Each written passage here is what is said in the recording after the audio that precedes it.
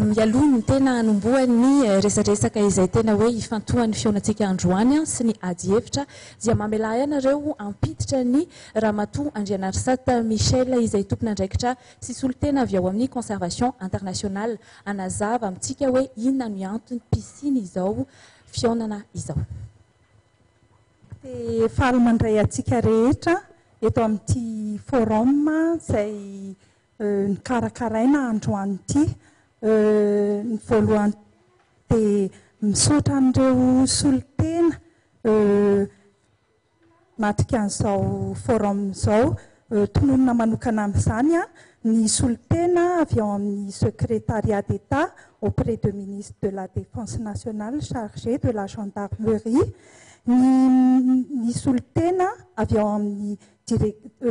direction générale des douanes, ni coordonnateur national ni Alliance Voire Gassia, ni secrétaire général ni aviation civile de Madagascar, ary ny solitena avy ao amin'ny ministère de la justice, garde des sceaux. Raha azafaiko tsotsotra hoe inona ny contexte nanaovana an'ity forum ity ny tetikasa financeny USAID zany izay mitondra ny anarana hoe Preserving Madagascar's Natural Resources Programme, soratsika USAID na matso vola izany izay misy solitena ny tonga miaraka amintsika eto androany. Izany tetikasa izany dia rana miaraka amin'ny WWF, Conservation Internationale ary ny Trafic International. Ny tena tanjona goavana ao anatin'io tetikasa io zany dia ny fanamafisana ny fahaiza-manao ny vahoaka malagasy sy ny fiarahamonim-pirenena zany mba ahafahan'izy ireo mandray anjara amin'ny ady atao amin'ny fitrandrahana tsy ara-dalàna ny harena voajanahary eto Madagasikara, ka amin'ny alalan'ny fanomezana fiofanana ny fiara-miasa amin'izy ireny zany no ahafahana manatsara an'izay fahaiza-manao an'izay. Raha ho an'ny conservation internationale manokana dia miara-miasa amin'ny mpanao gazety conservation internationale. Tena tanjona amin'izany dia ny fanatsarana ny fampitam-baovao ho an'ny vahoaka malagasy rehetra zany mba ahafahan'izy ireo mahafantatra hoe inona marina ny zavatra tena mitranga ao anatin'ity fitrandrahana tsy ara-dalàna ny harena voajanaharintsika, ny fanondranana tsy ara-dalàna, ary inona ny ady efa atao, ny paikady ampiasaina hiadina amin'izany fitrandrahana tsy ara-dalàna izany. Izany no nahatonga anay ny antso an'ireo solitena avy ao amin'ny ministera izay voakasika indrindra an'izay resak'izay. Dia tao anatin'izay fanatsarana ny fampitam-baovao izay moa zany dia nisy ny fiofanana nomenay an'ireo mpanao gazety amin'ny thème anankitelo fa hoentina ampiarana an'izay fiofanana izay dia misy asa maromaro zany endrasanay amin'ny mpanao gazety ny famoahana ny article izay anisan'ny tena fampitam-baovao amin'ny alalan'ny gazety, amin'ny alalan'ny télévision, amin'ny alalan'ny radio. Fa ity forum ity koa dia anisan'ny zavatra anankiray ngezabe zany izay entina manao an'izay fampitam-baovao izay. Ity zany ny forum voalohany ataonay ao anatin'ity tetikasa ity, fa amin'ity taona ity dia mbola misy anankiefatra ao ataonay. Dia tany anatin'ny fanasana, taratasy fanasana namenanareo moa dia ny lohahevitra izay hodinitsika androany dia mikasika indrindra hoe ny stratégie utilisée pour sauvegarder nos ressources naturelles contre les trafics, efficacité de l'application des lois et engagement des organisations de la société civile pour lutter contre les pratiques illégales. Dia misaotra betsaka antsika rehetra naharitra ny aina. Misaotra tompoko. Risorana be dia be ry zareo avy ao anivon'ny conservation internationale tamin'izay fampidirana izay. mamerina ny fiarabana tantely Rasoanarivo, miaraba ny mpanatrika rehetra ihany koa, miaraba indrindra ny mpanao gazety, indrindra ny avy lavitra izay nahafo fotoana iarahana midinika eto ary nametraka ho zava-dehibe izany dinika izany. Marina fa tamin'ny teny frantsay no nanolozan'ny conservation internationale ny loahevitra izay fatoan'ny dinikitsika eto, fa amin'ny teny malagasy kosa no izoran'izany dinidinika izany koa mamela ianareo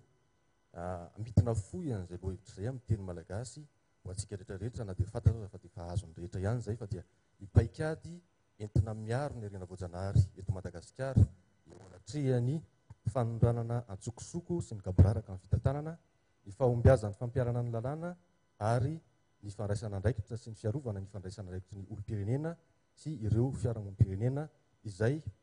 no tena atao hoe ifatoan'ny dinika amin'izao maraina iarahantsika eto izao. Izavy ary ireo nasaina hitondra ny hevitra ao anatin'izany dinidinika izany, araka nefa nampahafantariny zareo teo anivon'ny CIA teo dia eo aloha zany ny solitena avy amin'ny gendarmerie-pirenena izay avy amin'ny sekretera-panjakana misahana izany gendarmerie-pirenena izany. Io ihany koa ny solitena avy eo anivon'ny ministera ny fitsarana, ny avy amin'ny fiarahamonim-pirenena zafady ahitana andry zareo eo anivon'ny alliance Wargas, ny avy amin'ny ACM na ny aviation civile de Madagascar, ny avy amin'ny faditseranana, ny avy amin'ny sécurité publique na ny ministera misahana ny police-pirenena, ary indrindra izay tompony manana azy ary vodena tsy miainga aloha ihany koa amin'ny resaka toy itony dia ny ministera ny tontolo iainana izany. Eto angampitsika tantely dia anainga ampanajana ireo solitena izay tonga eto mba hamonjy ny toerana izay efa voatokana ho azy ahafahana miroso avy hatrany ao anatin'ny dinidinika izay mbola ho ambary eto ihany moa ny fomba ampizorana izay. Manasa indrindra ary tompoko. Manahoana marina ny lalàna eto Madagasikara, ekena fa misy ny lalàna saingy ny zava-misy matraka ankehitriny ary miara-miaika izany sika dia mbola betsaka ny andramena tratra, tsy eto amintsika ihany fa hatrany ampitan-dranomasina, mbola betsaka ireo zavaboary tratra izay tsy tokony ahondrana kanefa dia any amin'ny fireneka fa any ivelany no mazana ahatrarana azy. Mety mbola resaka ny fampiarana ny lalàntsika fa ato anatin'ny tapany voalohany aloha dia izay no safidintsika ho resahana hoe misy ve ny lalàna mifanaraka amin'ny zava-misy iainana amin'izao fotoana izao sy ny fivoaran'ny trafika ve ny lalàna eto Madagasikara, nahoana no toa ohatran'ny mahatsiaro tena ho mitazapotsiny isika malagasy na ny vahoaka na ianareo tompona andraikitra eo anatrehan'izay atao hoe firongatry ny fanondranana amin'ny endriny samihafa izay. Dia osokafantsika angamba resaka lalàntsika ry zareo anivon'ny ministerany fitsarana no ampandraisitsika ny fitenenana voalohany miarabanao tompoko dia mihinanao avy hatrany ny fitenenana. Miarabantsika rehetra, raha mahalany fanontaniana hoe misy ve ny lalàna mikasika ny ireo zavatra anaovana trafika eto amin'ny firenenareo dia misy ny lalàna aloha. Misy ny lalàna na mikasika amin'ny boîte rose zany na mikasika ny environnement amin'ny sehatra rehetrarehetra. Fampiarana azy ve no misy problème ve sa ahoana? Zay angamba aloha ny azoko tenena misy. Fanaraka amin'ny toetrandro ve azo zay no ohatrany hoe boîte rose zao tamin'ny 2011 iny ordonnance am'le boîte rose eto amintsika trafikana boîte rose 2011 tsika zao 2014 eritreretiko fa mbola tsy dia hoe ela be zany. Ya, zareo avy anivon'ny fitsarana zay fa misokatra ihany koa anareo mpandray anjara hafa ny ao anivon'ny sekretera-panjakana misahana gendarmerie nationale ny fijerinareo an'izay toetra raha zay hoe misy ny lalàna kanefa dia iaraha mahita ny zavatra mbola mitrangatra amin'izao fotoana izao. Fantatry ny olona ve ny lalàna, hain'ny olona ve mampiasa an'izany lalàna izany hatreto raha hanazavana ny toetra raha izay mbola iainantsika hatramin'izao.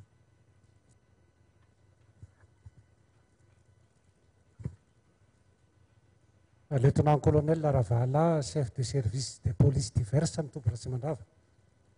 Misaotra betsaka nomeny fitenenana. Ho anay ato amin'ny gendarmerie moa zany dia raha mitovy hevitra amin'ny zareo amin'ny fitsarana hoe misy tokoa ny lalàna ary ny fampiarana azy no manahirana be. Tsy manahirana hoe miala andraikitra ny dika amin'izany fa maro ny asasahaniny. Ny anahy gendarmerie ny olana dia eo amin'ilay fitaovana ramaso, anaramaso ny faritra indrindraindrindra moa midadasika be le faritra, ny sarotra dia sarotra ihany koa ny lalana makany, ka eo amin'le olona sy ny fitaovana izay no manahirana anay amin'ny izy io. Fa ny efa tratra eo am-pelantanana dia inoko hitanareo eny amin'ireny tompona zandary, eny amin'ny andro reny be dia be le objet le raha resaka bois d'ébène ny resahana, be dia be no hita eny zany atao saisie izy io dia mbola hita maso eny azo verifiena eny amin'le tompo gendarme zany izy io hatramin'izao. Fa ny reny efa miparitaka lasa atsokosoko any ivelan'ireny moa dia tsy dia ngamba sy dia akinina aminay eo amin'ny tandro filaminana rery izy io fa ho antsika rehetrarehetra ho ia, satria hatrany amin'ilay fokotany madinika any ambanivohitra any mahafantatra ny fisiny io zavatra io nefa tsy manambara. Ka izay zany tompona andraikitra avokoa zany rehetrarehetra, fa tsy voatery hoe ny mpitandro filaminana rery zay resahako terem-boalohany hoe vitsy anisa sy tsy ampy fitaovana.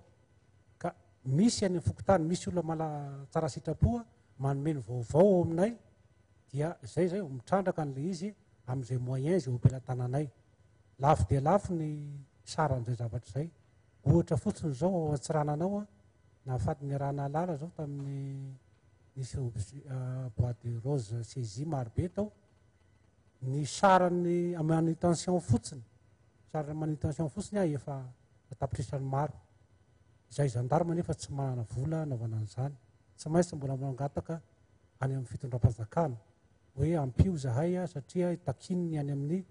Seranan-tsambo,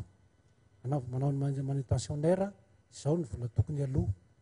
Zany hoe mizaka ny tsirany aina zany zahay amin'ny fanatanterahana azy, ka noho izany mila fiarah-mienta ny tsirairay amin'izy io fa tsy ho vitanay irery. Ao moa zareo ministère-ny environnement izay tompona andraikitra amin'izany koa, ka inona fa mba mety afaka hanampy koa izy amin'izay zavatra izay.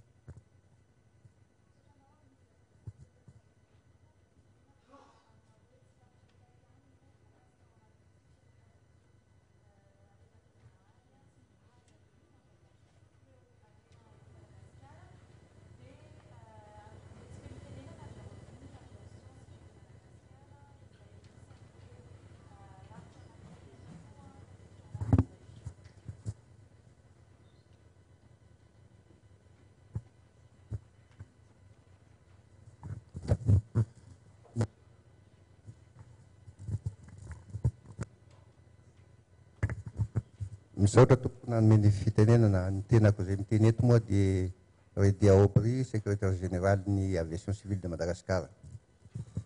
Fanontaniana napetraka teo hoe inona ny lalàna, misy ve ny lalàna? Angamba mbola tsy amin'izay fotoana zay no anamaliko amin'izao fotoana zao, fa mety mbola hisy fanontaniana agnahoririna kely agny no afaka hamaly aho. Fa eto dia efa milaza sahady satria efa nomena fitenenana mba hiteniteny kely aminareo ny mahatonga ny aviation civile ho tonga eto. Angamba fantatsika rehetrarehetra fa eo amin'ny seranam-piaramanidina no miditra mivoaka ny biby sy ny entana rehetrarehetra ary ny olona koa. Ka amin'izay lafin'izay no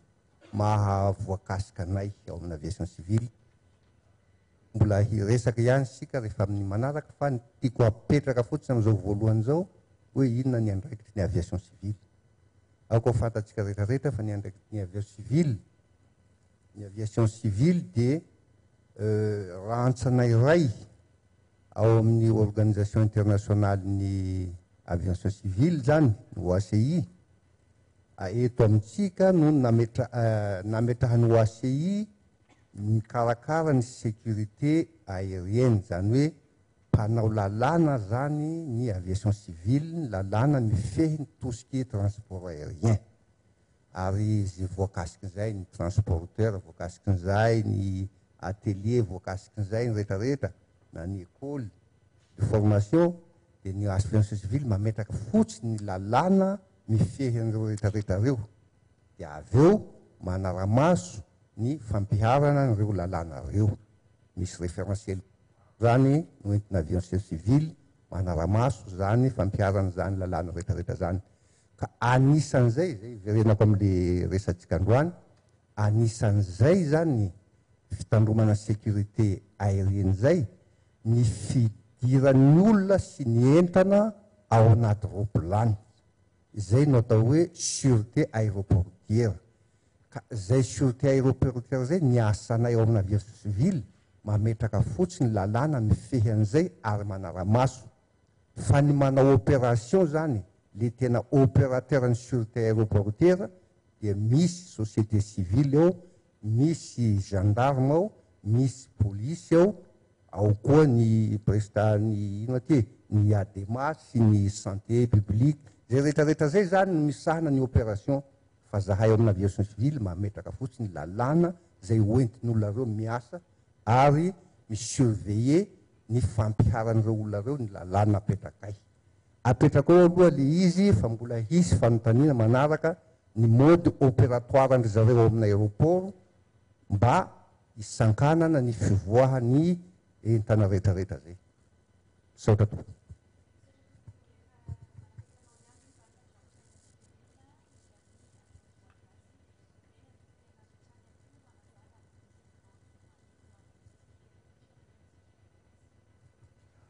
Misaotra indrindra dia mifaly mirabantsika rehetrarehetra. Dia misaotra ny fahatongavana sy ny fanasana ny alliance voargasy. Zava-dehibe satria aminay firaisamonim-pirenena na société civile dia misy anankitelo ny tokony hitondra hevitra eto amin'ity firenena mba ahafahana mampandroso ny firenena. Dia ny société civile zany ny tompona andraiky mpanjakana ary ny secteur privé. Ka ny asanay moa zany marobe ny asan'ny société civile manao apo izy rehefa ohatra ka marefa mifanjakana amina secteur anankiray. Fa raha izay alliance voargasy manokana dia manao an'le fanairana ary keo mitondra tolo-kevitra. Ka zay ngamba no hitako hoe antony mahatonga anay hoeto. Fa tiako ararotina le fanontaniana mikasika ny lalàna teo. Araky ny tsika rehetra dia mieky fa misy ny lalàna ary indraindray ary lasa mampatahotra ihany fa be loatra ihany koa le lalàna. Be loatra satria nahoana noho ny tsy fananantsika vina lavitra tany amin'ny fanamboarana an'ireo lalàna ireo dia voateritsika manao miregle zavatra amina lalàna foana dia lasa marobe le izy ary zany ohatra zao ny antony natonga n'le fahasahiranana amin'le fampiarana ny lalàna amin'ny resaka bois de rose ty satria nisy fandrarana dia nisy famelana dia nisy fandrarana dia nisy famelana dia somary sahirantsika. Ajour ve ireo lalàn'ireo azo lazaina hoe afaka ampiarina fa afaka tsaraina. Ny fanatsarana mety lafiny anankiroa, mety intersectoriel arindra kokoa amin'ny secteur maromaro satria ohatra zao ny bois de rose be dia be ny voakasika an'izany fa tsy ny ministère ny écologie sy ny environnement ihany, voakasika ny gendarmerie ohatra, voakasika ny ao amin'ny aviation civile. Ahoana ny io lalàna io par rapport amin'ny code pénal, le infraction bois de rose ve voatanisy ao anatin'ny code pénal. Zany zany anisan'ny fanatsarana azo atao. Fa eo amin'ny tahianararoatra kely amin'le tsy fananatsika hoenti-manana amin'le resaka ady amin'ny bois de rose. Mazava be le voalazan'le lalàna 2011-001 le ordonnance ary azotsika hoentina hiadina amin'ity bois de rose ty mihitsy na eo amin'ny fanasaziana na eo amin'ny vola satria ry olona tratra ireo tokony andoha avy roeny any vidin'ireo bois reo. Ka raha ohatra zany ka tena miatra tokoatran'izay dia ataoko ngamba fa anana ny hoenti-manana ahafahana mihetsika koa tsika ao amin'ny gendarmerie. Fa zany zavatra rehetrarehetra zany dia fiara-miasa daholo, tsy maintsy ny société civile manome information ohatra, ny ao amin'ny gendarmerie ohatra no misambotra, ny justice mampiatra ny lalàna araka ny tokony no izy dia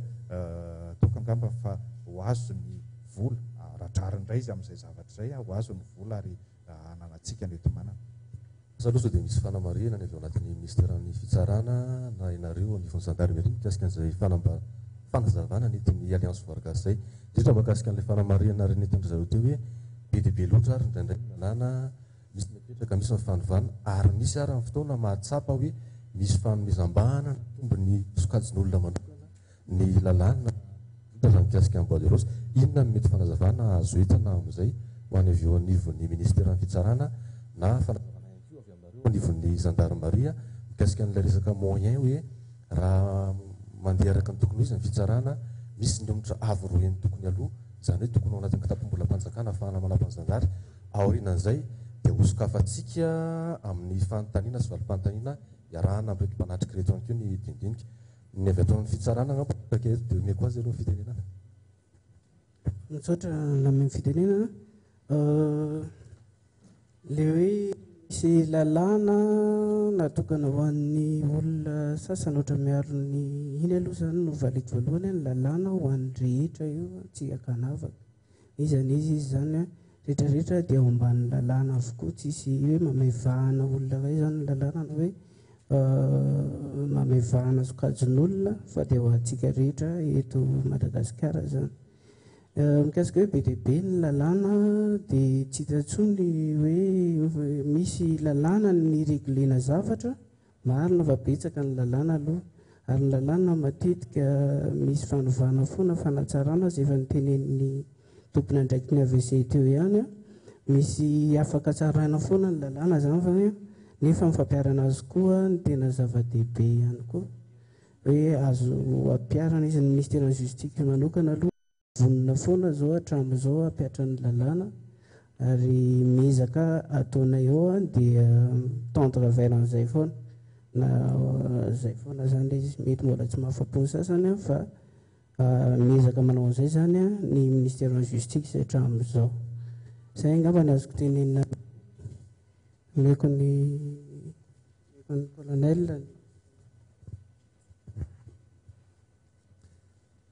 ny lalàna angamba ny hitovizany io andretrarehetra ny procédure verbal atao tsy midika hoe ianina ihany no hosajiana ianina fa tsy anjaranay moa no manasa azy fa indray misambotra ny olona dia manolotra azy any amin'ny fitsarana dia ny fanapaha-kevitra amin'izay na reny ino moa ty leve na sinsisa tsy avy ety aminay mihitsy fa avy any amin'ny fitsarana izy io ka tsy raha resaka ny fampiarana ny lalàna fampiarana zany zany hoe ny fitsarana dia tsy hidiranay mihitsy zany ny amin'izay fa zaranay aza mba mangatsitsika hoe afaka amin'io zavatra manahirana be io efa manahirana ny alatromba eto amintsika ny aty amin'ny trafikana bois de rose zao tena mirongatra be dia mainka mitombo foana le problème ao aminay amin'ny mpanateraka le mpitandro filaminana zany ka satrinay izy io mba ho hita tokoa le tena tompona andraikitra amin'izy io ka tsy fantatra moa no mahatonga an'izany za tsy dia hitra lalany amin'izay angambany fa ny fanadihadiana no mamaritra an'izay tonga dia hiditra ao anatin'le fametrahana ny fanontaniana sy ny valim-panontaniantsika fa raha foroana ny adihevitra tao anatin'izay tapany voalohany zay tsy karitra sady fa efa manangasangana hoe fampiarana ny lalàna zany mety isany atao hoe misy olana ve sa misy lesoka isika rehetra miaraka hitan'izay eto dia hosokafana avy hatrany amin'ny fametraha-panontaniana avy amin'ny mpanatrika ary itoy ny dindinika sy ny adihevitra tonga dia andriamatoa Didier Ratsimbazava avy ao amin'ny Madagasikara.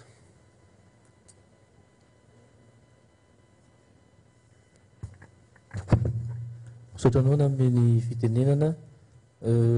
Didier Ratsimbazava mpanao gazetiny Midi Madagasikara ary filohan'ny tambajotra ny mpanao gazety mpikirakira ny trangam-piarahamonina sy ny investigation fanontaniana ray angambany voalazantsika teo fa misy ny lalàna ary mino aho fa raha fanadihadiana natao hatramin'izay efa fantatra avokoa hoe aria no atao hoe misy an'le azo sarobidry zany ny toerana misy an'le izy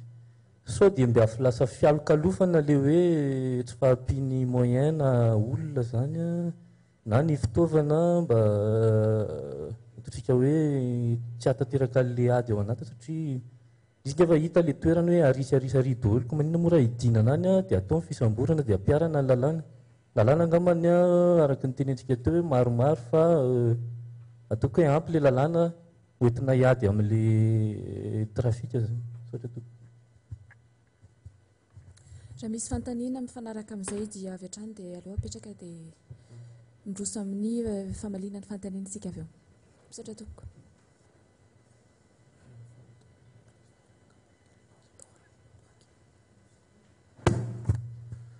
Iva Samuel John avy amin'ny kasety taratra. Ny fanontaniako mifanohy amin'ilay fanontaniany tititio ihany afaka manome ohatra n'ilay lalàna resahana reo be da be ve nareo na dia sombotsombony ihany azy ho annay mpanao gazety satria izy izay izao mahafantatra fa misy n'ilay lalàna fa inona marina ilay lalàna ohatra hoe inao amin'ny compte pénal ilay izy inona ilay sazo mifanaraka amin'ilay trafika Bois des Roses sy ny sisa ireo dia fanontaniana koa nahoana no mijanona eo amin'ilay mpitatitra chauffeur mpitoana hazo reny fotsiny ilay olona voasambotra dia nalefa nadiadiana raha na efa tamin'ny 2009 raha nitranga 2014 zao mbola tsy hita tsy tafapaka hatramin'ny farany ve ilay fanadiadiana sa fanahinina janona eo amin'ireo olona hazo sokatreny hoe tratra-mbody omby mitoana hazo na mitatitra hazo fa aiza le toy any aorianan'izay saotra tompo. Fanontaniana fantelo farany tompoko dia mindroso amin'ny valim-panontaniantsika. Rajaonarson Santanaval, avocat, membre d'honneur-ny RFDM, mitoy an'ilay fanontanian'ilay namana mpanao gazety teo sady fanontaniana no fanamarinana. Fantako anao azy zany a tokony manao vulgarisation na fanapariahana fao be ny zay texte rehetrarehetra mikasika an'io Bois de Rose na ibenina na ny fitondram-panjakana indrindra moa zany fa ny ministère-ny justice marina fa misy le filazana hoe nul n'est censé ignorer la loi fa ny famoahana lalàna amin'ny journal officiel tsy midika ninina mihitsy na hoe kabarina dia hoe mivoaka ny lalàna fa zay zany miangavo mihitsy fa any tena lesoko be dia be amin'izy io. Manaraka zany a lefaka amin'ny Andriamatoa soliteny amin'ny ministre ny justice ihany tena fahatanana azy io monsieur le représentant tokony anaovanareo karazan-jazany ohatrany hoe ny aladrombo zao a dia misy texte manokana tena enjana be mihitsy satria na famononombo aranga dia efa enjana be miandry anazy fa tokony misy hoe cours spécial mihitsy zany mikadrety manokana an'io Bois de Rose io a ary injany na le texte raha misy texte efa be dia be dia atsarao foana fa zay mahatonga antsika eto misaotra tompoko.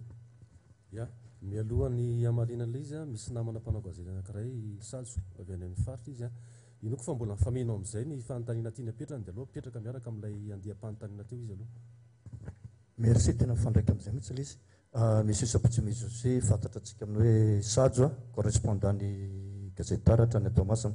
miasa eo amin'ny faritra Tsinganana sy Analanjirofo. Ny resaky colonel teo amin'ilay hoe tsy fampiana fitaovana sy olona dia nisy koa moa ilay hoe eo amin'ny fampiarana lalàna manahirana agnome ohatra anankiroa ny tranga tao amin'io faritra anankiroa voalazy io zany dia hoe aiza ho aizan'izay ary ny resana tsy fampiana fitaovana sy ny tsy fampiana olona. Tao Feneriva-Tsinanana aloha nisy Boasezy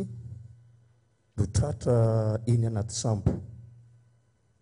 Faharoa tao Toamasina Boasezy ihany koa izay mipetraka amin'ny tobon'ny zandary ery amoron-dranomasina no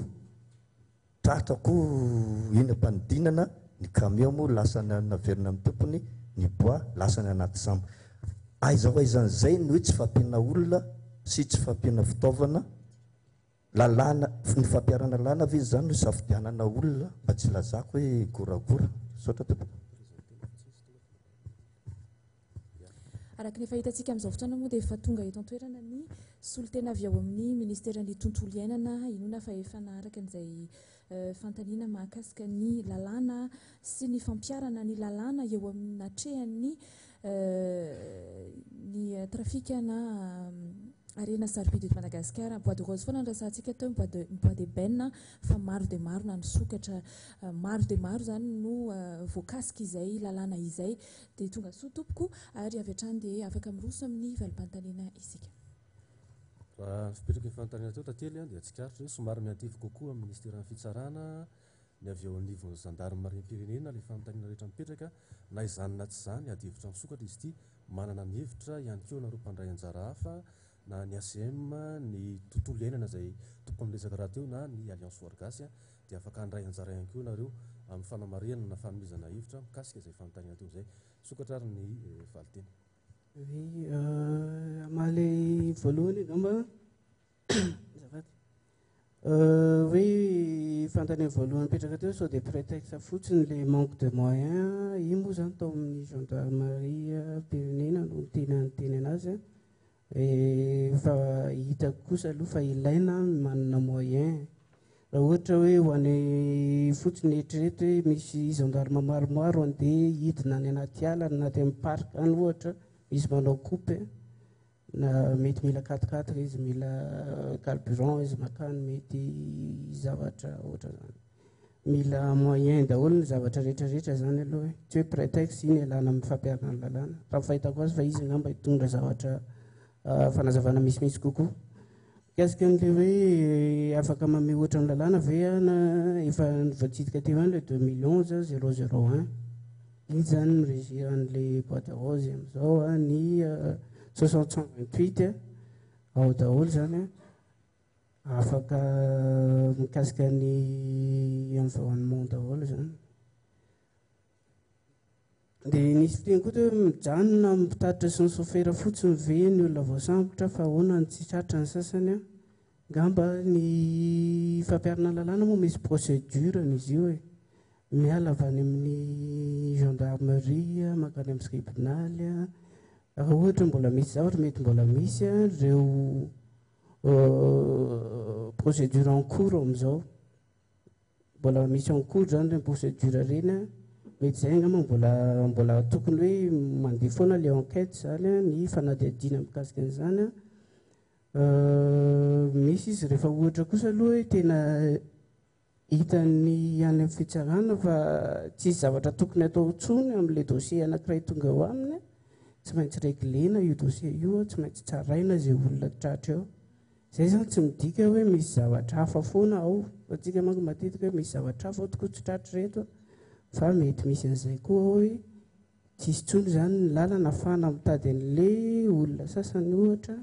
misy ny procédure mbola en cours mety mbola misy ho tratra rehefa aveo le olona endrasantsika ho tratra reny misy koa nefa reny olona sasany reny efa mandendy ihany mandada resy ny tariny fantatro zany dia zay angamba le izy kasika an'iny hoe janona mampitatitra fotsiny ny ao amin'ny ministère fitsarana tsy miteny mihitsy zany hoe allons chauffeur na ny olona tsotra fotsiny no samborona sy nitazomina fa ny anay dia zao zay manao infraction mandika lalàna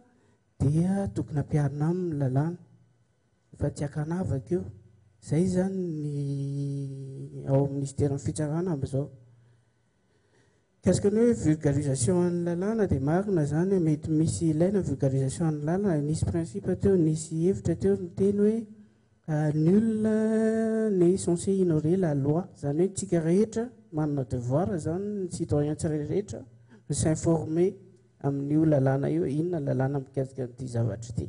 ilaina vulgarisation za ohatra hoe ilaina zay azo eritreretina angamba manao an'izay ny cours spécial dia arak'izay raha ohatra hoe enjanona ny zany hoe fa enjana izy zao mety hoe mbola azo enjanona kokoa zany satria hoe tena important be ho antsika le ho an'ny firenena ty hoe arena firenena lasa anaovana trafic ty dia azo eritreretina koa ny anaovana cours spécial na ny ananganana tribunal spécial zay efa voalaza ny texte amin'izao azo atao foana zany meritreritra an'izay azo atao mihitsy zay rehefa hoe tena anatsara ny lalàna atsika hoe misy foana ny azo anatsarana n'io lalàna io zany arakaraka ny zavatra mitranga amin'ny fotoana anankiray. Izay zany mikasika an'io, mikasika an'ileo bade rose tratra tao Tamasavy les moyens teo ihany angamba iny dia ho ampasiko amin'ny colonel le fitenena. Tratra amin'ny fitenena tsy fialokalofana velively le hoe tsy fahampiany fitaovana fa zay no afaka amehezana azy amin'ny kapobeny. Raha le fatratrarana n'ilay tany Tomasina sy tany Université resahanao teo dia tsy afaka ny amalanao satria tsy tao ampilatanako mihitsy zany information mahakasika an'izay fa ny zavatra azo lazaina dia hoe Saodia nisy baiko tany hoany za tsy laza hoe avy amin'izy nanome autorisation hideplacevana an'ireo objet saisi ireo. Fa raha objet saisi zany tsy mana fahefana velively a gendarmerie ny hamoaka zany any zany raha tsy misy baiko. Tsy haiko avy amin'izy ny baiko fa tsy maintsy misy zavatra zay. Faharoan'izay ihany koa eny amin'ny Serana Tsambo, eny amin'ny Serana Tsambo misy ny hoe service de douane eny. Raha ny fidirany sy ny voan'ny entana eo dia tsy maintsy mandala amin'ny service de douane.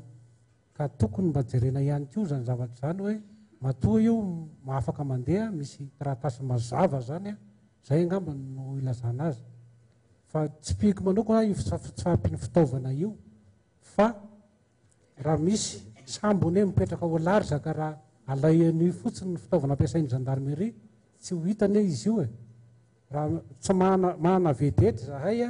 fa ny consommation ny vedety anay ohatra Sainte Marie fotsiny zao 60 litres par heure ny carburant lany raha vao mideplace io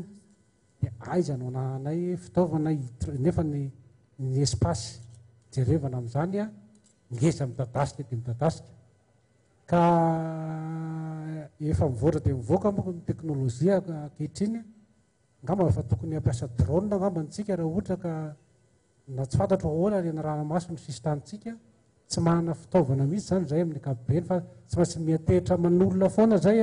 vao afaka mijery an'iny sisy ranomasintsika iny satria tsy maintsy avy amin'ny sisy ranomasina foana io no mandeha. Ka izay asana mety mahavaly rehefa anontanianao avy an'ny Tomasina izay ny zareo tato amidy Madagasikara. Ny vulgarisation moa raha manana izy io fa tsy andraikitry ny fitsarana irery na ny mpitandron'ny filaminana fa itsika olom-pirenena rehetrarehetra dia samy tompona andraikitra amin'izany vulgarisation na texte izany. Tsy misy ihany koa fanavakavahana ao aminay hoe ny chauffeur na ny manutentionnaire ihany no samborona. Tsy misy an'izay mihitsy ao fa zay olona complicité rehetrarehetra ao anatin'io dia tsy maintsy karohina avokoa. Ka inoko fa raha ohatra mbola tsy mivoaka araka ny plaza teo le didim-pitsarana mikasika an'ireny dia mbola tsy misy zany zavatra tsy saritra mbola tsy ao angamba ny mahatonga an'izany tsy dia azoko nanana loatra ny amin'izay asana mety afaka mahavaly. Ny avy amin'ny ACM na ny ministère ny tontolo iainana ny AVGV mananambara mahakasika an'izay loahevitra izay.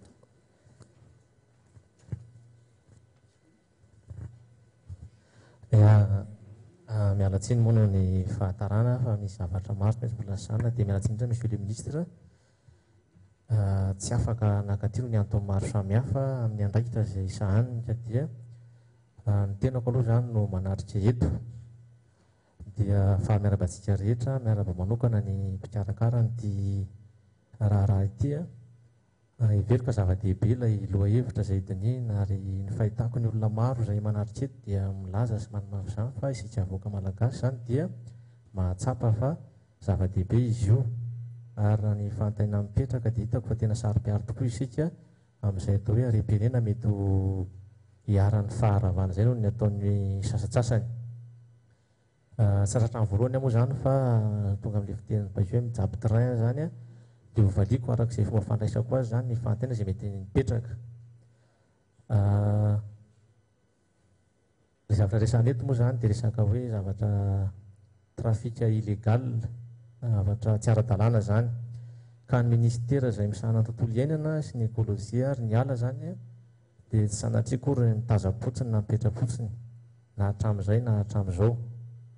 mety ho maro ihany angamba ny atao hoe tsikera nahazo azy hatramin'izay ny azo lazaina dia hoe niezaka ninao arak'izay tratrany ihany izy amin'izao fotoana izao ny azoko ambara fotsiny dia hoe eo mpiketrehana mihitsy ministera izay fomba rehetra hoentina miady amin'izy ity tsy mora izy io satria araka filatsy dia rezo ilay zavatra iadiny eto dia miezaka mametraka an'izay atao hoe paikady ny amoaka paikady eto Masimalo sarotra be zay fa ny azo lazaina dia hoe efa misy ihany ny hevitra heverina fa hoentina miady amin'izy ity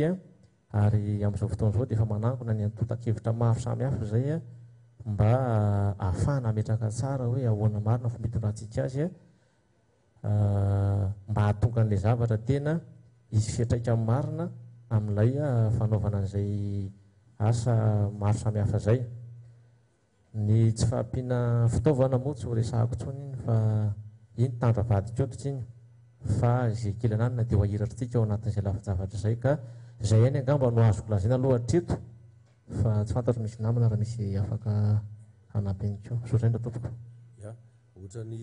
apiko kely précision kely le resaka hoe fitaovana vao resaka foana moa le izy teo te hitodika amin'ny ACM satria eny koa ny sokatra ny reptile dia ny sidina anabakabaka matetika ny tena mitondra azy na ny Afrika Atsinanana na ny Azia Atsimo Atsinanana tsika manana fitaovam-pitiliana ary nylazaina foana hoe ary fomba sy manara-penitra io zavatra io tsy mahatsindry sokatra sy reptile very ny fitaovan-dreny sa manahoana ny mahatonga an'ireny mivoaka satria miresaka moyen foana tsika eto hoe tsy ampy tokoa ve moyen sa sanatriavina ny teknisianina malagasy tsy mafy tsara ny fampiasana azy raha mbadik'izay inona mety zavatra hafa mety mitranga dia aleo ianao mamaly azy ny tompoko misaotra tsy misy moa ny hoe tonga lafatra 100% fa miezaka ny aviation civile mba hanankainkaiky ny tonga lafatra ny zavatra atao rehetrarehetra zay no antony nampisarahana ny aviation civile zay mpanao lalàna sy ny société privé zay manao opération iny vato ary société tena privé zay nanaovana appel d'offre international no miasa eny raha ny fitaovana ampiasainy ao sy ny fomba fiasany ao zany raha ny tena marina tsy tokony hisy voaka ny zavatra rehetra satria ankoatra ro scanner ampiasaina zay olona ny manipule azy ary mety mbola hanao zavatra tsy mety le olona eo amin'ny fampiasana an'le scanner reo mbola nampina vidéo surveillance ary rehefa misy zavatra tratra dia revisionnena indray mandeha ny film rehetrarehetra navoaka le scanner dia ho hita eo hoe raha nisy olona nanao zavatra tsy mety zay la ataoko hoe mety misy lalana hafa koa zany ankoatrin'le mandalo amin'ny scanner rehetrarehetra reo no mahatonga an'le izy ho tonga any amin'ny ropilany mieky zany nareo tsy kely lalana ny ratsy zay ny zava-misy eto amintsika ary zao tontolo zao misy foana zany nareo ne mahita tsika na ampitan-dranomasina agny mbola misy ihany terroriste tafiditra ao anaty ropilany mbola misy ihany bomba tafiditra any anaty ropilany fa nizahana zany mba hialana amin'ireny zavatra reny dia à chaque fois misy zavatra hita tsy nety zany dia analysena hoe avezany nahatonga an'izay dia mitondra solution vaovao indray fa ny base zany ny principe généraux zany dia fa apetraka hoe zao ny fomba fiady amin'reto dia ty koa zavatra anankiray tiako tenenina rehefa miditra eo ny bagage sy ny olona mandalo amin'ny contrôle rehetrarehetra mandalo amin'ireo scanner reo ka misy zavatra hita eo amin'ny sary fa mampiahiahy dia ny zavatra atao dia miantso ny polisy sy ny douane dia miara manokatra n'io zavatra io manatrika an'le tomponentana zay zavatra atao zay raha misy tsy kombakomba agny ka tratra ihany nefa le zavatra dia atoro ny omena ny polisy zany dia ny suitiny lasa affaire judiciaire après dia iny tsy araka itsony ka eto ny mba tiako tenenina le olona miasa eny mba mila motivation zao tsy miteny hoe mila motivation pécuniaire fa mba misy motivation morale hoe zao mba vokatry ny asanay teto mba tiany fantatra kosa hoe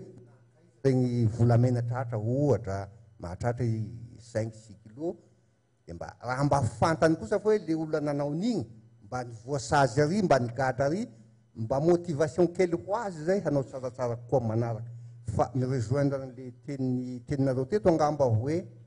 enganie mba tokony raha vulgarisena ny lalàna angamba koa résultat rey koa raha mba vulgarisena mba hitany olona maro amy gazety de mba anisany tsy haiko mba midisuade ny olona koa zay zavatra zay ary mba motive le olona miasa igny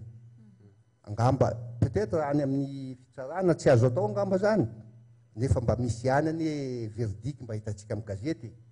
ka raha ohatra kosa mba misy zavatra tratra ry tsy tokony hijanony hoe tratra ihany fa mba tokony mofantatra le olona natratra eo zay mba nankaiza le vokatry le zavatra nataonay teto mba nitonga hatramin'ny farany ve izay angamba mba zavatra azoko ambarako izay hoe tonga hatramin'ny farany zay ve ny fanajiajina fantanina mipetraka foana io efa lazaina teo namana mpanao gazety tatsy hoe efa tamin'ny taona 20 misy olona tratra fa hatramin'izao tsy hita le tena ato domikotrika ary zay foana le mampanahy ahy hoe misy karazana tsindry ve ao ambadimbadika ao ankoatra izay tiatsika aleo idiratsika lalindala ary hoantanitsika zay tompony andraikitra ihany koa hoe raha misy ny antotanisa tena manome proof mivaingana hoe fa tena nisy tokoa izay fandraisana andraikitra izay ary izay fandraisana andraikitra izay dia tena hoe tsara apetraka sy mamafisina sy etotsika eto zany samy fampiaino ao anatin'izay resaka fandraisana andraikitra izay zareo avy eo anivony filaminana anatiny polisym-pirenena zay tonga manatevin-darana ary hitondra ny fantany ihany koa mikasika ny loahevitra zay resantsika eto miaratsy fa dia efa somary nanomboka ary dia mandray lamasininy eny ampandehanana ihany angamba ianao ny tena marina dia asokafantsika avy hatrany amin'ny rehetra ya sotra amin'ny fitenenana commandara laikony secrétaire mpanjakana madidiny gendarmerie pirenena ifandrombolany any ny famalina isana koa ny mba hitondra hevitra ho an'ny tsirairay mariko aloha fa tsy misy mihitsy ny fialana andraikitra amin'ny gendarmerie raha nyteny colonel teo hoe tsy ampy ny moyen tsy ampy ny olona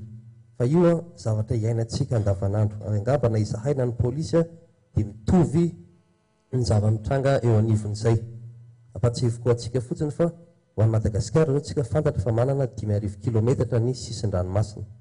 manana brigade nautique ny gendarmerie fa tsy afaka hisahana an'izay 5,000 kilometatra izay ary nefa tsika fantatra fa manana port naturel be dia be eto Madagasikara ahafahana miambarke andreo bois de rose reo isika moa anatin'ny période mondiale dia anaovako aparté kely zay hoe miasa gendarme sy ny force de l'ordre ohatra ny asan'ny gaule ianao zany raha ohatra ka voasambotra anao le baolina hitan'olo hoe asanao normal fa le baolina maty ny tsikiran'olona anao dia ohatr'izay koa zany ny asan'ny gendarme sy ny polisy hoe le zavatra voatsikera dia misy hoe zavatra tsy mety tena marina tsy voasanao a ny asa rehetrarehetra raha fitrandrana ny mpanao asa ratsy momba ny bois de rose nefa fantatsika fa be dia be koa reny tratra ny gendarmerie natany amin'ny faritra ny savatany reny mpanao trafikana bois de rose zay nivoaka gazety fantatra mihitsy hoe ty le olona voasambotra nanao an'le trafika sy le bois de rose zay saisi anivony gendarmerie pirenena fa ny tiako isaina saitsika dia io mila fiara-miasa ho atsika rehetrarehetra zay moa tenin'ny vazaha hoe travailler comme les maillons de la chaîne zany tsy misy tokony anankiray tapaka ny ao anatiny io manomboka zany avy any amin'ny environnement ny any amin'ny lalana na izay manao police de la route io tonga hatrany amin'ny port io ary indrindraindrindra raha tratra le olona eo koa ny valiny na hoe réponse judiciaire zany ho atsika zay manao an'io ary indrindraindrindra vao niteny teo le namantsika any amin'ny province hoe nisy tratra zao tany mananara tsara le izy mahafantatra an'izay fa asa nisy ve ny fampitana le izy teo anivony serasera mba halalan'ny vahoaka halalan'ny mpitondra koa hoe nisy ny zavatra zany iza ny olona tompony andraikitra misy autorité administrative ny anatin'ireny région reny moa hoe tokony andraikitra ministera fa tsy misy zany fialana andraikitra ny gendarmerie fa tena miezaka manao zay tratrany indrindraindrindra amin'io tsy ny resaka bois de rose fa na reny sokatra eny anivon'ny aéroport eny na reny volamena zay tratra moa na dia tsy anatin'ny suivietsika raha izy fa isan'ny ady zany atao amin'ny gendarmerie le izy fa nisany hevitra tiako atsipy zany dia hoe tsara koa mba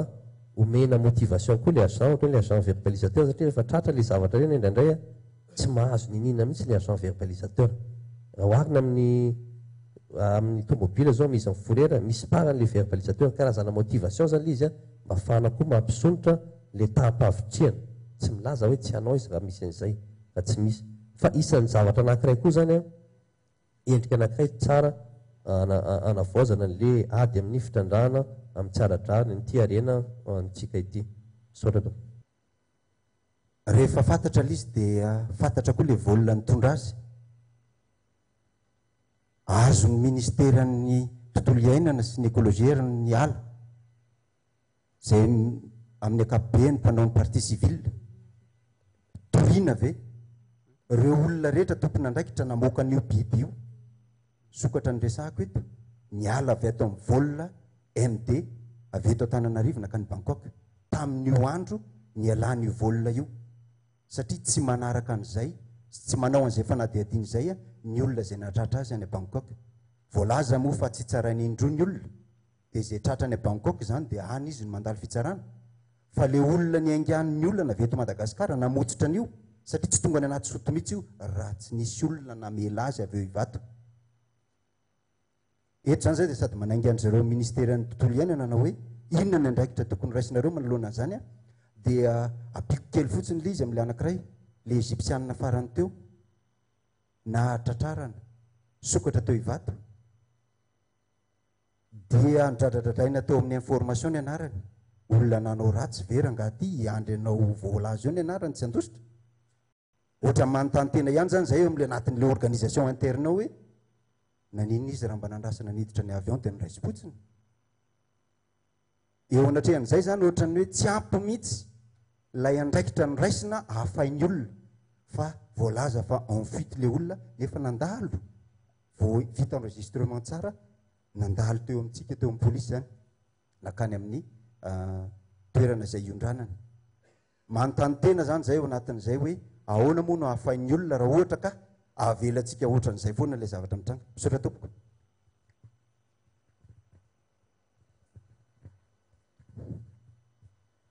raisiko aloha le tenin'ny kolonely tato raha misy zavatra tratra ohatran'izany ary zany lalàna mihantra eto amintsika ny polisy na ny gendarme manao enquête ary manao procès verbal misy zavatra tratra zany tany a Bangkok ohatra araka lazainao teo jerena le volona andahanany dia jerena ny enregistrement rehetrarehetra je parle par là hoe ny enregistrement na caméra sy ny scanner rehetrarehetra jerena ny vision ny caméra de visualisation rehetrarehetra dia zay résultat n'izay omenany polisy sy ny gendarme zay manao procès verbal zay procès verbal zay kosa une fois omenany fitsarana angambany gendarme sy polisy tsy manaraka an'izay intsony fa zay résultat n'izay dia ny fitsarana no mamoaka ny olona rehetrarehetra zay hitany fa concerné ao anatin'izay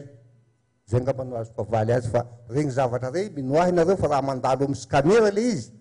tsy maintsy hita satria ny enregistrement scanner eo zavatra voatazonao daholo ny avy amin'ny ministerany filaminana anatiny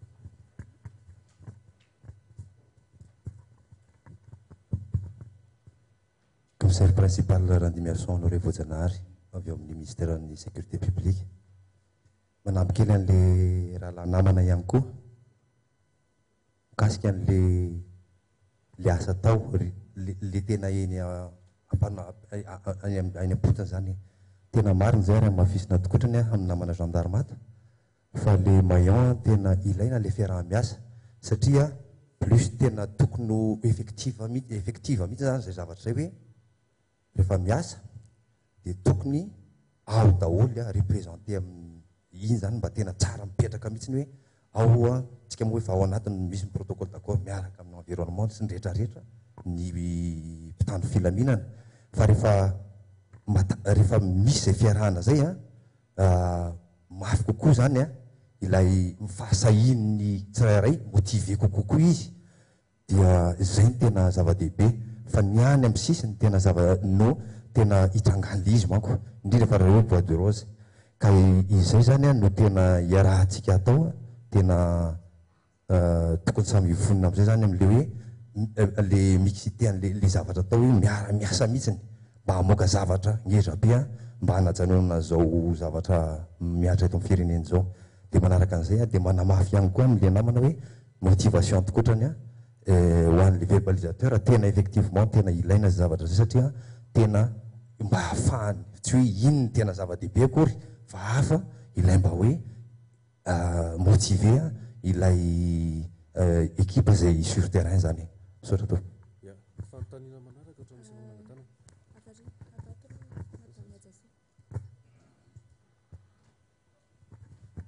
ajasora hoe larvela tompoko avy eo amin'ny conservation internationale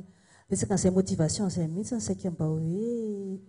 andraisako fitererana tompoko mialatsiny indrindra fa nisy fotoana zany a tsy tena hoe gendarme taiza no ny fampiresana tamin'le izy fa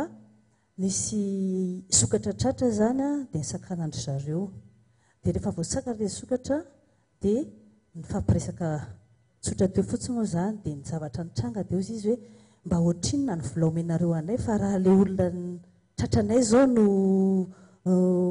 fampiresanay a dia nahazo volabetsaka zahay dia eo zany mampalasa kely ny eritreritra hoe resaka motivation sy resaka kolikoly satria ohatra ny salany lasa nanaitra anay le izy maha tompona andraikitra azy manontany an'izany aminay hoe ahoana nataonareo fa raha le olona tratra zao mba nanresanay anty dia votsitra izy fa zay kosa nahazo volabe misotra indrindra tompoko raha isika ny anjehana fantaniana aloha dia miroso amin'ny famalintsika isotra tompoko ia vavoroa Marceline journaliste avy any Tomasina avy eo amin'ny radio voanio ny antefan'ny fanontaniana dia avy eo amin'izy ireo société civile marina fa ianareo tsy afaka manana lalàna na hoe manana pouvoir amin'izay resaka lalàna izay na izany na tsy izany anefa dia inona koa sara ny zavatra ataonareo ohatra hoe fandraisen-dahatra na plaidoyer ataonareo makasika ny adidy maha société civile anareo zay manoloana any zava-misy makasika anyity andramena ity sotra to katy avy any Moramanga nilaza ministra tontolo iainana tompoko fa hoe azo ataony manajanona ny azo tratrany ladoany any ivelany ary vahaolana tao amin'izany dia ny fivarotana an'ireny andrameny-reny any amin'ny firenena izay misy azy lalàna CITES nefa dia mbola mandrara ny fivarotany Madagasikara ny io andramena io dinganina ve izany tompoko raha izany raha ny izy mantsy dia ny lalàna iresa-pirenena no arahantsika ato amin'ny firenena ny andro zarsa avy ao amin'ny cool télévision anankiray ato amin'ny aviation civile lay ny teny ianao teo tompoko dia moté secrétaire général hoe raha mandalo ny scanner dia tsy maintsy hita ary tsy maintsy hita eo ihany mahatonga saina koa le resaka tatsy hoe resaka motivation tsinona sy ninona zany hoe misy angano tsy mandalo scanner zay zany le fantaniana dia anankiray mikasika any koa n'le atsy manampy an'le atsy le hoe misy azo antany Sri Lanka, Mombasa, Singapour azafady indrindra dia hoe ho amidy ihany dia eo le mipetraka le fantaniana efa nisy karazana comité natsangana ve hijery an'le appel d'offre sa inona ny zavatra efa ataonareo zany raha amidy any ihany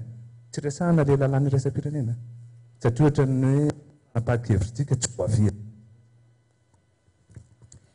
raha izay fantaniana izay naravina tompoko da misy ny miantefa mivantana moa zany amin'ny ministère ny tontolo iainana ny avy amin'ny fiarahamonim-pirenena ny AVG ny ACM ihany koa isika rehetrarehetra mbola afaka mandray anjara ao anatin'izay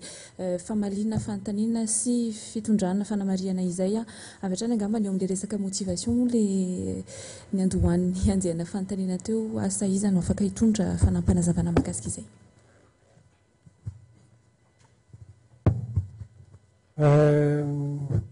valim-panontaniana avy amin'ny conservation internationale teo dia misy resaka hoe motivation dia avy eo izy hoe corruption reny zavatra reny zany a ny matoa anao nanaiky hoe anao ny asa anankiray aloha dia efa engagement zay fa mila tambiny ambonin'izay ianao ankoatran'izay voafaritry ny lalàna dia efa tsy izy zay fa miditra amin'le sehitry ny kolikoly kolikoly anefany a dia toe-tsaina no mahatonga ny kolikoly fa na manana ohatrinona anao na manana ohatrinona efa toe-tsainao no tsy mety a dia voasarika foana ianao any amin'ny kolikoly ka ny voatonona moa gendarme nisy nyresaka tamin'zareo amin'izany resaka ranony zany a anisan'ny directive atao amin'ny gendarmerie io manomboka tamin'ny taona lasatra amin'izao ny ady amin'ny kolikoly ka izay zavatra zay a dia angatahana tsika hanambara anona fahasahina hanambara nitrangan-javatra misy atsika avec les preuves à l'appui fa manjary raha ohatra ka tsika manao zavatra anona fotsiny eny dia hoe io tsy mandray andraikitra zareo nefa ny profo entina hitazonana an'le olona tsy ampy tsy misy a dia ohatrany fanometsiny eto sika ka izay ngamba no resako amin'izy iny mahakasika anay miremire hoe trafikana sokatra zany ngasa na afaka mety mahavaly azy sa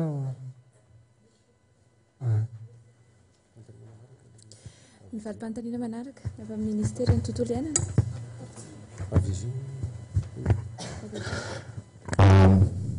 avy hatrany angamba dia valiko le any madamatatsy a ny asan'ny firaisamonim-pirenena mampiakatra feo aloha izy manana ny ligne verte zay a natao gratuite le ligne mba ahafahan'ny olona zay abonné orange zany manao dénonciation tazoniko zay teny hoe dénonciation zay fa misy ilavantsika azy atsorinatsy dia manao fifanarahana koa zay are dia manao antsoava otrareo amin'ny gendarmerie sy ny police nationale moa zany a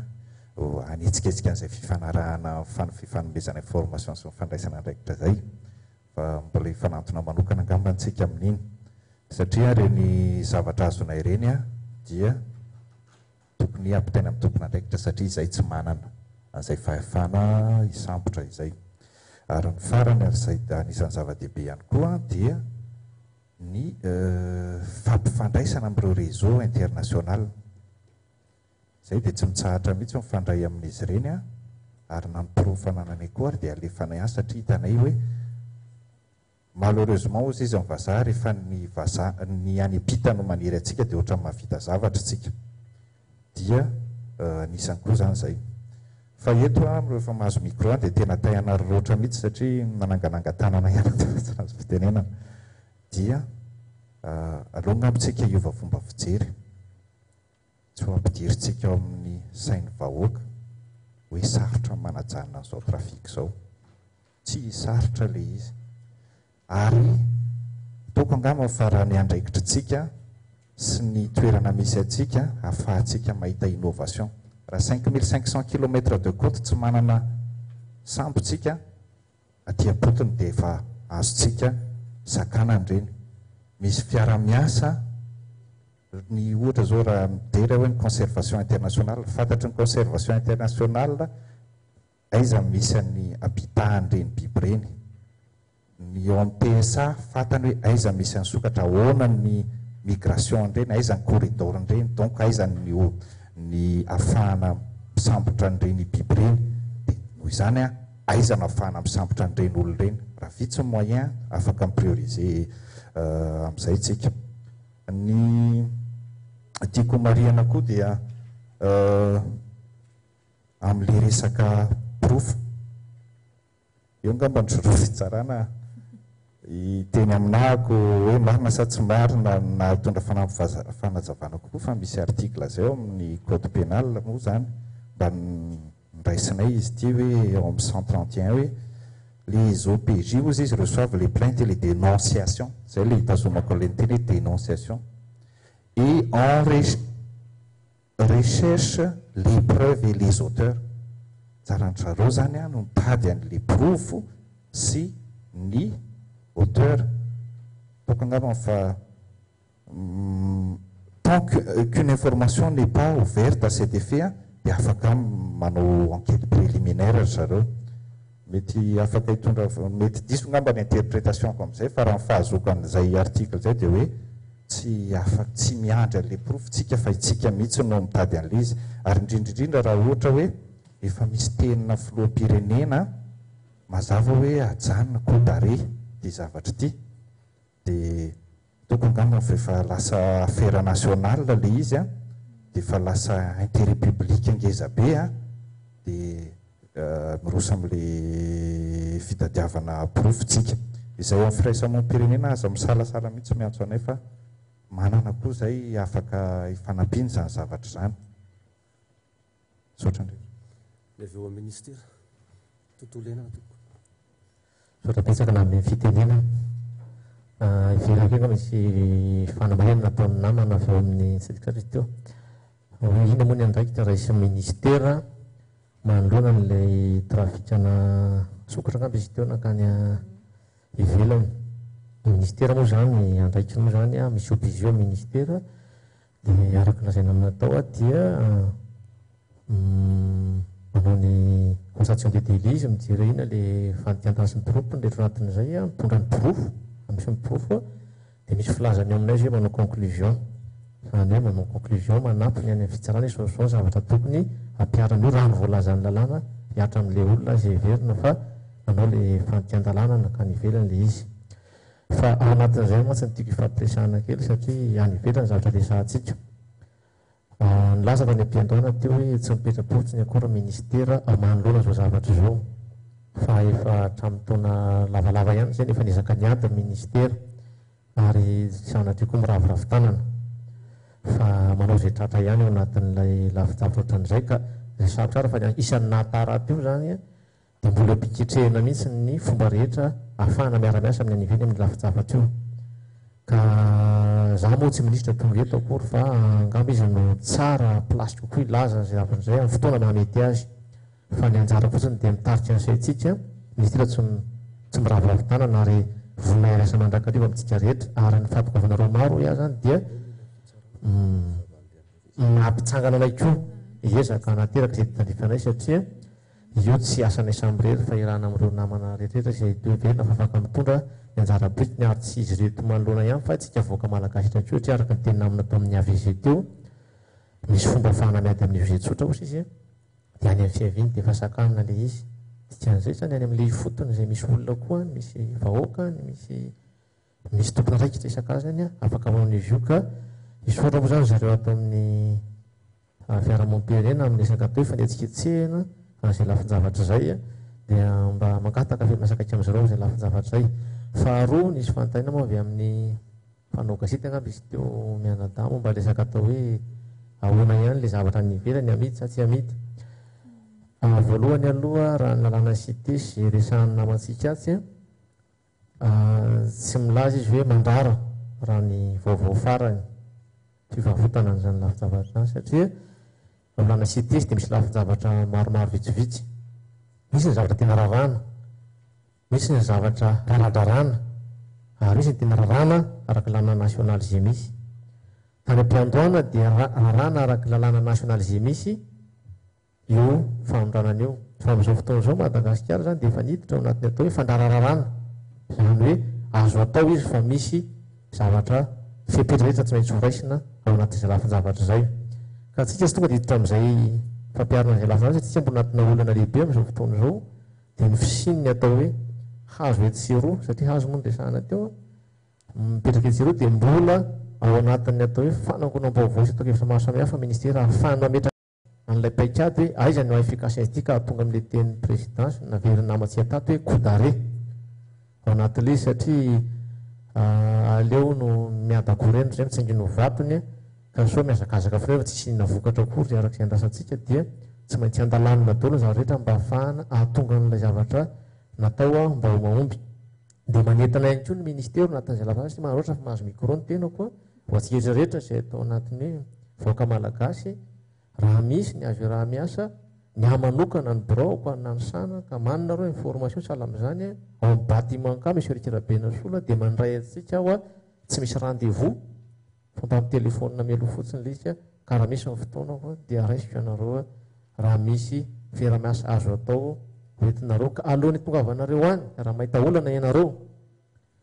dia tonga dia mba miketre vahaolana dia le vahaolana sy vahaolana raha hoentinareo any amiko any a dia zahay mandinika azy dia misaotra tompoko lafi tompoko vavy. Ya ny teo anivo ny aviation civile de Madagascar ny manto secrétaire général nisy fantagnana ny tevany vatana taminareo dia menanao fitenenana aorianan'izay zareo amin'ny ministère ny fitsarana makasika ny alafin'ny lalàna teo.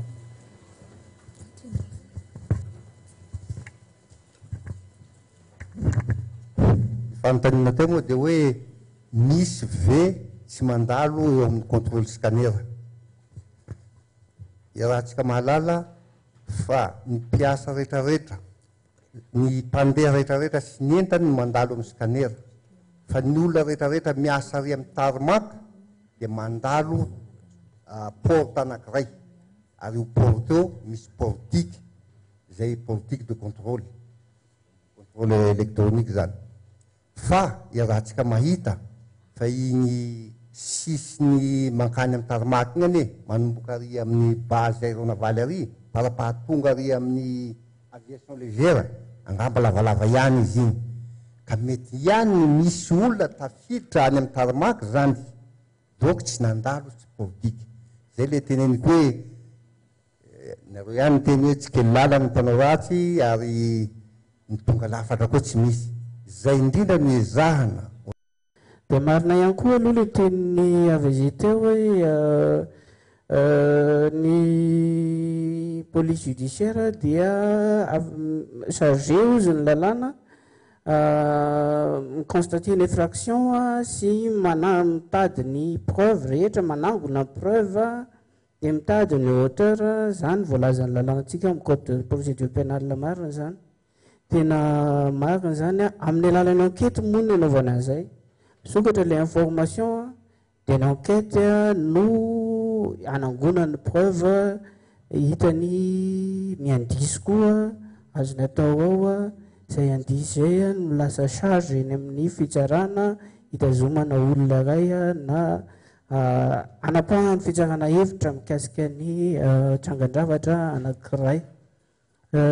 Zay zany mahita hoe le cas anankiroa nytenenina zany tsy afaka amaly hoe naninona izy ny tokony tsoprony naninona izy ny tafiditra tao satria nefa izy ny dénoncer zavatra zay tsy afaka valiko zay satria tsy fantatra le cas fa le resaka kosa hoe ny recherche en preuve ny lalàna tokony miaro ny osa dia zay mihitsy ny tena filamatry ny fitsarana zay satratsika. Manana fanamariana ihany koa ny avy amin'ny ministèren'ny tontolo iainana mialoha ny rosotsika amin'ny horonan-tsary fohy horonan-tsary fanadidina fohy ary hirosotsika ihany koa amin'ny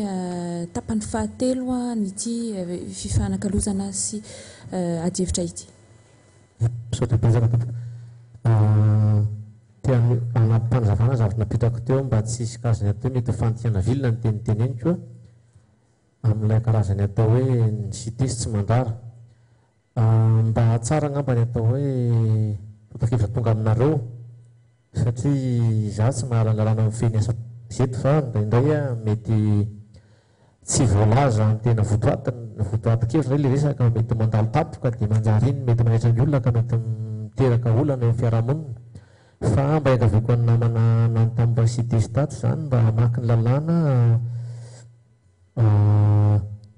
10/18 mba makinao azy zany fa misy classification apetraka ao resaka atao hoe